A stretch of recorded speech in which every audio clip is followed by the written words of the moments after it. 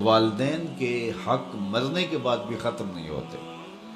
اعلیٰ حضرت عظیم البرکت امام اہل محبت امام الشاہ احمد رضا خان فاضل بریلوی علیہ رحمہ نے تو باقاعدہ اس پر رسالہ تصنیف کیا اور مختلف احادیث سے 12 حقوق کا ذکر کیا جو مرنے والوں کے بعد ان کی اولاد کے ذمے عائد ہوتے ہیں۔ ایک حدیث میں 4 حقوق کا ذکر ہے، ان میں سے سب سے پہلا حق یہی ہے الصلاۃ علیہما، ان پر جنازہ پڑھنا، تجہیز و تکفین تدفین یہ سب جس کے زمرے میں آتی ہے، تو یہ پہلا حق ہے۔ اور اگر اولاد خود جنازہ پڑھائے تو ان کی سعادت ہے، اور کسی نیک صالح شخص سے جنازہ پڑھوایا جائے، اس کا اہتمام کیا جائے، اور اولاد خود بھی جنازہ پڑھنے کی اہلیت اور صلاحیت رکھتی ہو تو یہ کتنی بڑی بات ہے۔ دوسرا حق استغفار لہما، ان کے لیے بخشش کی دعا کرنا۔ مرنے والوں کو انتقال کے بعد سب سے زیادہ ضرورت دعاؤں کی ہوتی ہے۔ حضور علیہ السلام کا فرمان ہے ہم جب کسی شخص کو بھی قبر میں دفن کر کے آتے ہیں تو اس کی حالت ایسے ہوتی ہے جیسے کوئی شخص پانی میں غوطے کھا رہا ہو۔ اس مشکل اور آڑے وقت میں اپنے پسماندگان کی طرف سے اگر اسے کسی چیز کا انتظار ہوتا ہے تو دعاؤں کا انتظار ہوتا ہے۔ کسی کے ہاتھ اٹھ جائیں اور کوئی میرے لیے دعا کرے، ابھی سے سوچ لو انجام اپنی طوطا چشمی کا، قبر میں تم کو بھی ضرورت ہوگی دعاؤں کی۔ اور میں کہتا ہوں کہ اگر اولاد صالحہ ہے، اولاد نیک ہے، تو دعاؤں کا تسلسل بھی جاری رہے گا، اور خود اولاد کا وجود صدقہ جاریہ ہے۔ اولاد اگر عالم دین ہے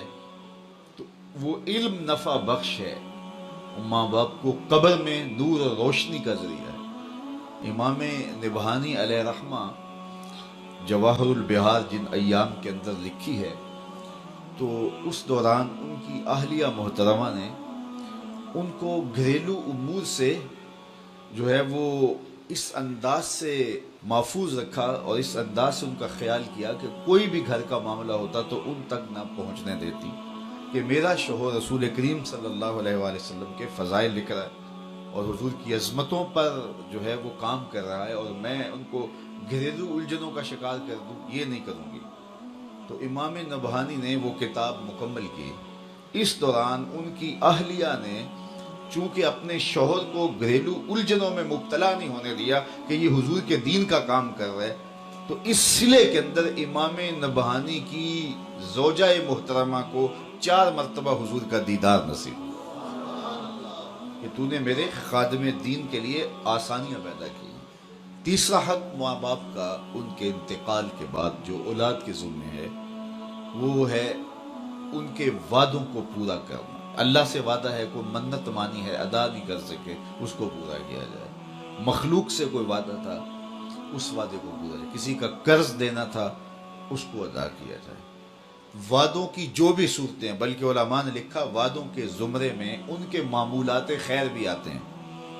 یعنی رشتہ داروں میں سے جن غرباء کو، عزیزوں، ہمسایوں، محلے داروں میں سے جن کے ساتھ وہ تعاون کرتے تھے، خاندان کے جن کمزور افراد کے ساتھ وہ تعاون کرتے تھے، تو یہ ان کے حقوق میں سے ہے کہ اولاد بعد میں اس تسلسل کو جاری رکھنے کی کوشش کرے۔ اور چوتھا حق یہ ہے کہ بر الاصدقاء،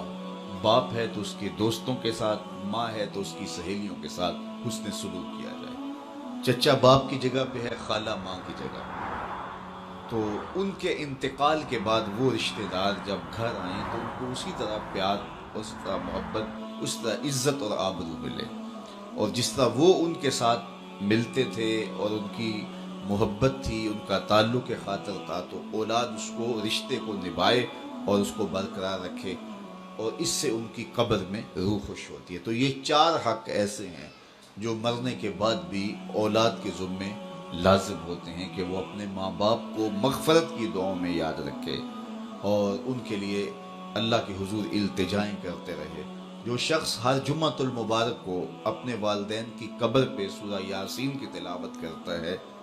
تو اس کی بھی مغفرت ہو جاتی ہے اور ماں باپ کی بھی مغفرت۔